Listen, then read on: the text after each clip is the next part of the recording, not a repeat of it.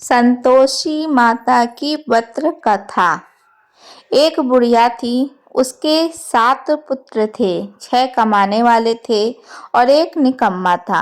बुढ़िया माँ 6 पुत्रों की रसोई बनाती थी, भोजन कराती और पीछे से जो कुछ बचता वो 7वें को दे देती थी। परंतु वह बड़ा भोला भाला था, मन में कुछ विचार न करता था। एक दिन अपनी बहू से बोला, देखो मेरी माता मुझ पर कितना प्यार है। वह बोली, क्यों नहीं, सबका जूठा बचा हुआ तुमको खिलाती है। वह बोला, भला ऐसा भी कोई हो सकता है? मैं जबकि आंखों से न देखूं मैं नहीं मान सकता हूँ। बहू ने हंसकर कहा, तुम देख लोगे तब तो मानोगे। कुछ दिन बाद एक बड़ा त्योहार आया। घर में 7 प्रकार के भोजन और चूरमा के लड्डू बने। वह जचने को सिर दर्द का बहाना कर पतला कपड़ा सिर पर ओढ़कर रसोई घर में सो गया और कपड़े में से सब देखता रहा। संतोषी माता की व्रत कथा के अनुसार 6 भाई भोजन करने आए। उसने देखा माँ ने उनके लिए सुंदर सुंदर आसान बिछाए और 7 प्रकार की रसोई परोसी। वह आग्रह करके चिमटी हुई वह देखता रहा। 6 भाई भोजन करके उठे तब माता ने उनकी झूठी थालियों में से लड्डुओं के टुकड़ों को उठाया और एक लड्डू बनाया। जूठन साफ कर बुढ़िया माँ ने पुकारा, उठो बेटा, 6 भाइयों ने भोजन कर गए हैं, अब तू ही बाकी है, उठ ना, कब खाएगा? वह कहने लगा, माँ मुझे भोजन नहीं करना, मैं परदेश जा रहा हूँ। माता ने कहा, कल जाता हो तो आज ही निकल गया। चलते समय बहू की याद आई। वह गौशाला में उबले थाप रही थी। वहीं जाकर उसने बोला, दोहा हम जावें परदेश को आगे कुछ काल, तू रहियो संतोष धर्म अपनो पाल। वह बोली, जियो पिया आनंद से, हमरहू सोच हटाए, राम भरोसे हम रहें, ईश्वर तुम्हें सहाय। देह निशानी अपनी देख, दरहू में दिरहाए, सुधी हमारी मत बिछाइयो, रखियो मन गंभीर। वह बोला, मेरे पास तो कुछ नहीं, यह अंगूठी है, सो ले, अपने कुछ निशानी मुझे दे। वह बोली, मेरे पास क्या है, यह गोबर भरा हाथ है। यह कहकर उसकी पीठ में गोबर के हाथ की थाप मार दी और वह चल दिया। चलते चलते दूर देश में पहुंचा। वहां पर एक साहूकार की दुकान थी। वहां जाकर कहने लगा, भाई मुझे नौकरी पर रख लो। साहूकार को जरूरत थी, बोला, रह जा। लड़के ने पूछा, वेतन क्या दोगे? साहूकार ने कहा, काम देखकर दाम मिलेगा। साहूकार की नौकरी मिली। वह सवेरे 7 बजे से रात तक नौकरी बजाने लगा। कुछ दिनों में दुकान का सारा लेन देन, हिसाब किताब, ग्राहकों को माल बेचना, सारा काम करने लगा। साहूकार के 6-7 नौकर थे। वे सब चक्कर खाने लगे कि यह तो बहुत होशियार बन गया है।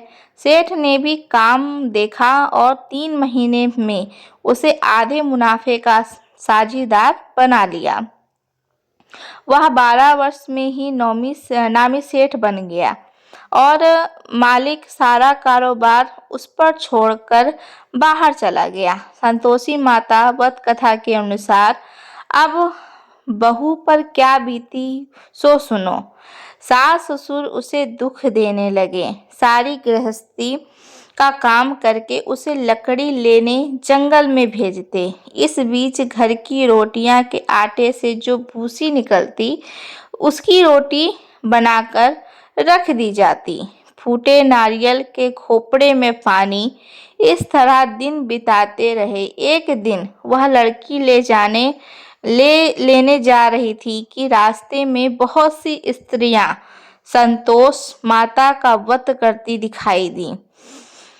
वह वहां खड़ी हो कथा सुनकर बोली, बहनों, या तुम किस देवता की व्रत करती हो और इसके करने से क्या फल मिलता है? इस व्रत को करने की क्या विधि है? यदि तुम अपने व्रत के विधान मुझे समझाकर कहोगी तो मैं तुम्हारा एहसान मानूंगी। तब उनमें से एक स्त्री बोली, सुनो, यह संतोषी माता का व्रत है और संतोषी माता की कथा है। इसके करने से निर्धनता, दरिद्रता का नाश होता है, लक्ष्मी आती हैं और मन की चिंताएं दूर होती हैं और घर में सुख होने लगता है। सुख से मन को प्रसन्न और शांति मिलती है। पुत्र को पुत्र मिलता है। प्रीतम बाहर गया हो तो जल्दी आवे। कुंवारी कन्या को मनपसंद वर मिले। राज दौरे में बहुत सी दिनों से मुकदमा चलता हो तो खत्म हो जाए।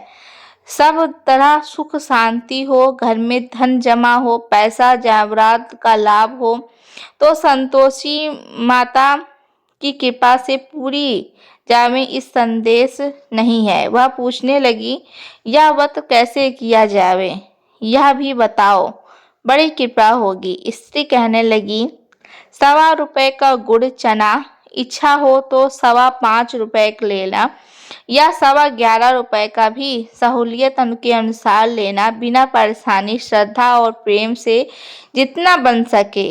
1.25 रुपए से हर शुक्रवार को निराहार यह संतोषी माँ की कथा कहना सुनना। इसके बीच में क्रम टूटे नहीं, लगातार नियम पालन करना।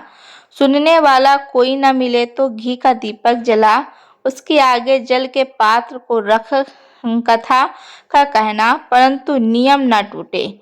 जब तक कार्य सिद्ध न हो नियम पालन करना और कार्य सिद्ध हो जाने पर ही इस व्रत का उद्यापन करना।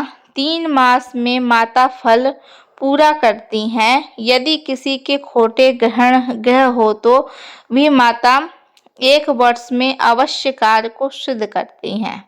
कार्य सिद्ध होने पर ही उद्यापन करना चाहिए, बीच में नहीं। उद्यापन में 2.5 सारे आटे का खाजा तथा इसी परिमाण से खीर तथा चने का साग, 8 लड़कों को भोजन कराना।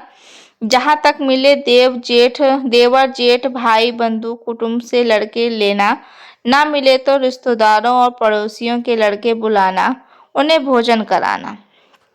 यथाशक्ति दक्षिणा दे माता का नियम पूरा करना। उस दिन घर में कोई खटाई न खावे। यह सुनकर बुढ़िया के लड़के की बहुत चल दी और रास्ते में लड़की के बोझ को बेच दिया और उन पैसों से गुड़ चना ले माता व्रत की तैयारी करके आगे चली और सामने मंदिर देख पूछने लगी, यह मंदिर किसका है? सब कहने लगे, यह संतोषी माता का मंदिर है। यह सुन माता मंदिर में जा माता के चरणों में लौटने लगी। दीन होकर विनती करने लगी, माँ, मैं निपट मूर्ख हूँ, व्रत के नियम कुछ नहीं जानती, मैं बहुत दुखी हूँ। हे माता जगजननी, मेरा दुख दूर कर, मैं तेरी शरण में हूँ। माता को दया आई और एक ही शुक्रवार बीता। दूसरे शुक्रवार को ही उसके पति का पत्र आया और तीसरे को उसको भेजा हुआ पैसा भी आ गया पहुंचा। यह देख जेठानी मुंह सिकोड़ने लगी, इतने दिनों में पैसा आया, इसमें क्या बढ़ाई है? लड़के ताने देने लगे, काकी के पास अब पत्र आने लगे, रुपया आने लगा, अब तो काकी खातिर बढ़ेगी, अब तो काकी बुलाने से भी नहीं बोलेगी।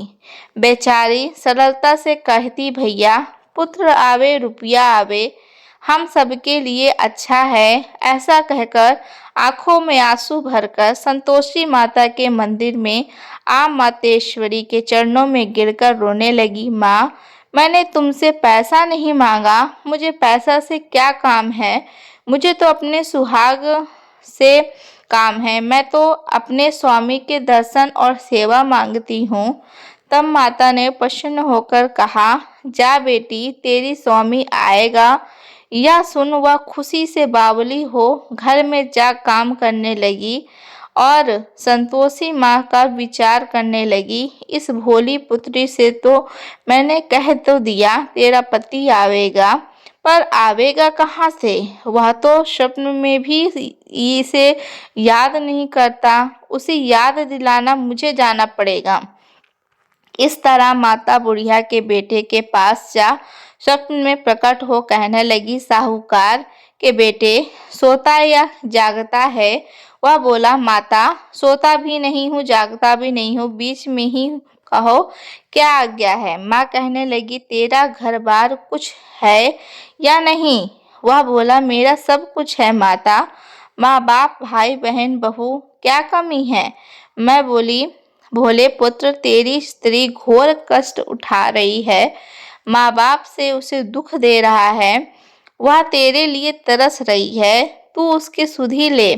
वह बोला, हाँ माता यह तो मुझे मालूम है, परंतु मैं जाऊं तो जाऊं कैसे? परदेश की बात, लेन देन को कोई हिसाब नहीं, कोई जाने न रास्ता नजर नहीं आता, कैसे चला जाऊं? माँ कहने लगी, मेरी बात मान, सवेरे नहा धोकर संतोषी माता का नाम ले, घी का दीपक जला, टांडुवत के दुकान पर जा बैठना, देखते देखते तेरा लेन देन सब चुक जाएगा, जमा माल बिक जाएगा, साज होते तक धन का ढेर लग जाएगा। सब सवेरे बहुत जल्दी उठ सोने उसने लोगों से अपने सपने की बात कही तो सब उसकी बात को अनसुनी कर दिल लगी उड़ाने लगे और कहीं सपने में भी सच होते हैं। एक बूढ़ा बोला, देख भाई मेरी बात मान, इस प्रकार सच झूठ करने के बदले देवता ने जैसा कहा है वैसा ही करने में तू तेरा क्या जाता है? वह बूढ़े की बात मानकर स्नान कर संतोषी माँ को दंडवत कर घी का दीपक जला दुकान पर जा बैठा। थोड़ी ही देर में वह देखता है कि देने वाले रुपया लाए और लेने वाले हिसाब लेने लगे। कोठे पे भरे सामानों का खरीदार नकद दाम में सौदा करने लगे। शाम तक धन का ढेर लग गया। माता का चमत्कार देख प्रसन्न हो मन में माता का नाम लेकर घर के लिए जाने को वास्ते गहना कपड़ा खरीदने लगा और वहाँ के काम से निपट वह घर को खाना हुआ।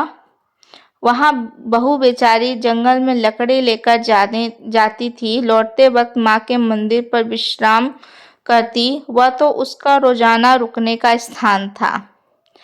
दूर से धूल उड़ती देख वह माता से पूछती है, हे माता यह धूल कैसी उड़ रही है?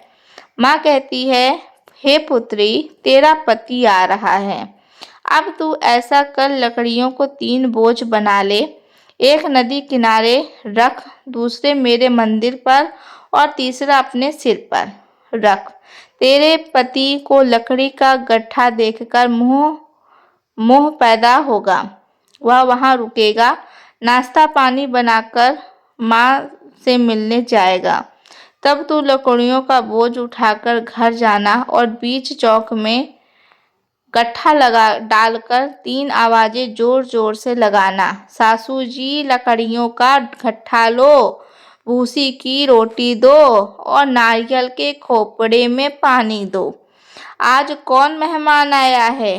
माँ की बात सुन बहू बहुत अच्छा माता कहकर प्रसन्न हो लड़कियों की 3 गट्ठे ले आई, एक नदी तट पर और एक माता के मंदिर पर रखा। इतने में ही मुसाफिर आ पहुंचा। सूखी लकड़ी देख उसकी इच्छा हुई कि अब यहीं विश्राम करें और भोजन बनाकर खाकर गांव जाएं।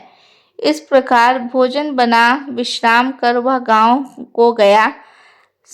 जब से प्रेम से मिला उसी से समय बहू का सिर पर लकड़ी का गट्ठा लिए आती, लकड़ी का भारी बोझ आंगन में डाल जोर से 3 आवाज देती, लो सासू जी लकड़ी के गट्ठा लो, भूसी की रोटी दो, नारियल के खोपड़े में पानी दो। आज कौन मेहमान आया है? यह सुनकर सास बाहर आई और अपने दिए हुए अपने दिए हुए कष्टों को भुलाते हुए कहती है, बहू ऐसा क्यों कहती है? तेरा मालिक ही तो आया है। आ बैठ, मीठा भात खा, भोजन कर, कपड़े गहने पहन।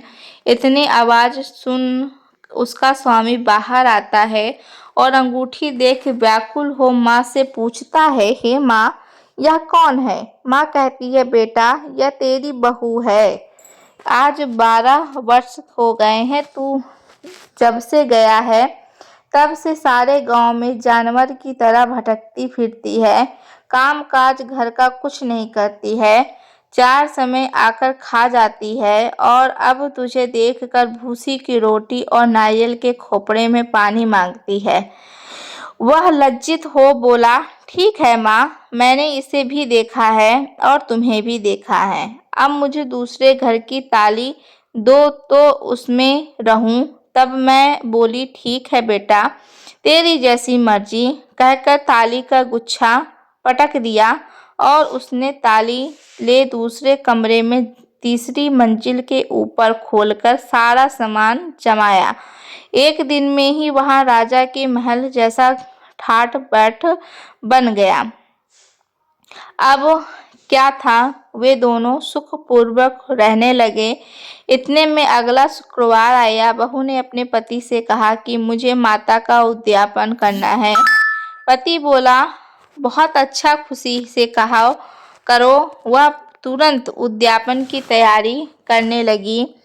जेठ के लड़के को भोजन के लिए कहने गई। उसने मंजूर किया, परंतु पीछे जेठानी अपने बच्चों को सिखलाती, देखो रे, भोजन के समय सब लोग खटाई मांगना, जिससे इसका उसका उद्यापन पूरा ना हो। लड़के की जमीने आए, खीर पेट भरकर खाई, परंतु याद आते ही कहने लगी, हमें तो कुछ खटाई दो, खीर खाना हमें भाता नहीं, देख कर अरुचि होती है। बहू कहने लगी, खटाई किसी को नहीं दी जाएगी, यह तो संतोषी माता का प्रसाद है। लड़के परंतु तुरंत उठ खड़े हुए बोले, पैसा लाओ। बोली बहू कुछ जानती नहीं थी, सो उसने पैसा दे दिए। लड़के उसी समय जाकर इमली लाकर खाने लगे। यह देखकर बहू पर माताजी ने कोप किया और राजा के दूत उसके पति को पकड़ ले गए और जेठ जेठानी मनमाने खोटे वचन कहने, लूट लाट कर धन इकट्ठा कर लाया। सो राजा के दूत पकड़ ले गए। अब सब मालूम पड़ जाएगा जब जेल की हवा खाएगा। बहू से यह वचन सहन नहीं हुआ। वो रोती रोती माता के मंदिर में गई। हे माता, तुमने ये क्या किया? हंसकर अब क्यों रुलाने लगी? माता बोली, पुत्री, तूने उद्यापन करके मेरा व्रत भंग किया है, इतनी जल्दी सब बातें भुला दी। वह कहने लगी, माता, भूली नहीं हूँ, ना कुछ अपराध किया है, मुझे तो लड़कों ने भूल में डाल दिया। मैंने भूल से उन्हें पैसे दिए और मुझे क्षमा कर दो माँ। माँ बोली, ऐसी भी कहीं भूल होती है? वह बोली, माँ, मुझे माफ़ कर दो, मैं फिर तुम्हारा उद्यापन करूँगी। माँ बोली, अब भूल कर मत करना। वह बोली, अब ना होगी। माँ, अब बतलाओ वह कैसे आवेंगे? माँ बोली, जा पुत्री, तेरा पति तुझे रास्ते में ही आता मिलेगा। वह घर को चली। राह में पति आता मिला। उसने पूछा, तुम कहाँ गए थे? तब वह कहने लगा, इतना धन कमाया है, उसका कर राजा ने मांगा था, वह भरने गया था। वह प्रसन्न हो बोली, भला हुआ, अब घर चलो। कुछ दिन बाद फिर शुक्रवार आया। वह बोली, मुझे माता का उद्यापन करना है। पति ने कहा, करो। फिर वह जेठ के लड़कों से भोजन कहने को गई। जेठानी ने तो एक दो बातें भी सुनाई। लड़कों को सिखा दिया कि तुम पहले ही खटाई मांगना। लड़के कहने लगे, जगह हमें खीर नहीं खाना भाता ही बिगड़ता है, कुछ खटाई खाने को देना। वह बोली, खटाई तो नहीं मिलेगा। भोजन कराने लगी कि वह आना है तो आओ, नहीं तो मैं ब्राह्मणों के लड़कों को बुला लाऊंगी। और वह यथाशक्ति दक्षिणा की जगह एक फल दिया। इससे संतोषी माता प्रसन्न हुई। माता की कृपा होते ही 9वें मास उसको चंद्रमा के समान एक सुंदर पुत्र प्राप्त हुआ। पुत्र को लेकर प्रतिदिन माता जी के मंदिर में जाने लगी। माँ ने सोचा कि यह रोज आती है, आज क्यों ना मैं इसके घर चलूं, इसका आसरा देखूं सही। यह विचार कर माता ने भयानक रूप बनाया और उसको देखकर गुड़ और चने से सना हुआ मुख, उस पर सूंड के समान ओढ़ पर उस पर मक्खियाँ भिनभिना रही थी। दहलीज पे पाँव रखते ही उसकी सास चिल्लाई, देखी रे, कोई चुड़ैल डाकनी चली आ रही है, लड़कों को इसको भगाओ नहीं तो किसी को खा जाएगी। लड़के ने डरने लगे और चिल्लाकर खिड़की बंद करने लगे। बहू ने रोशनदान में से देख रही थी, प्रसन्नता से पगली होकर चिल्लाने लगी, और आज मेरी माता जी मेरे घर आई हैं, यह कहकर बच्चे को दूध पिलाने को हटती और इतने में सास का क्रोध फुटकर पड़ा। बोली, इसे देखकर कैसी उतावली हुई है, जो बच्चे को फटक दिया। इतने में से माँ के प्रताप से जहाँ देखी वहीं लड़के नजर आने लगे। वह बोली, माँ जी, मैं जिनका व्रत करती हूँ वह वही संतोषी माता हैं। इतना कह झट से सारे घर के किवाड़ खोल देती है और सबने माता के चरणें पकड़ कर लिए और विनती करने लगी कि हमें माफ़ कर दो, हम मूर्ख हैं, हम पर अज्ञानी हैं, पापी हैं, तुम्हारे व्रत की विधि हम नहीं जानते, तुम्हारा व्रत भंग कर हमने बहुत बड़ा अपराध किया है। हे माता, आप हमारा अपराध क्षमा करो। यह प्रकट प्रकार माता प्रसन्न हुई और माता ने बहू को जैसा फल दिया है वैसा ही सबको दें। जो या पढ़े या मनोरथ पूरी हो। बोलो संतोषी माता की जय।